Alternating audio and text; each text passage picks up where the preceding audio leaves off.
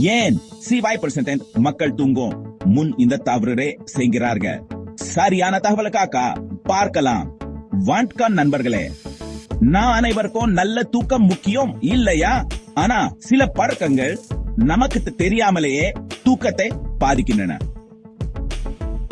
முதலில் திரை நேரம். ஸ்மார்ட் போன்கள் மற்றும் மடிக்கணினிகளின் நீல ஒளி மெலடோனின் உற்பத்தியை குறைக்கலாம். பெரிய உணவுகள். தூங்கும் நேரத்துக்கு அருகில கனமான உணவை உட்கொள்வது அஜீரணத்துக்கு வழிவகுக்கின்றது. அழகா ஆரம்பத்தில மயக்கத்தை ஏற்படுத்தினாலும் இரவில தூக்கத்தை சீங்குலைக்கின்றது. காபின்.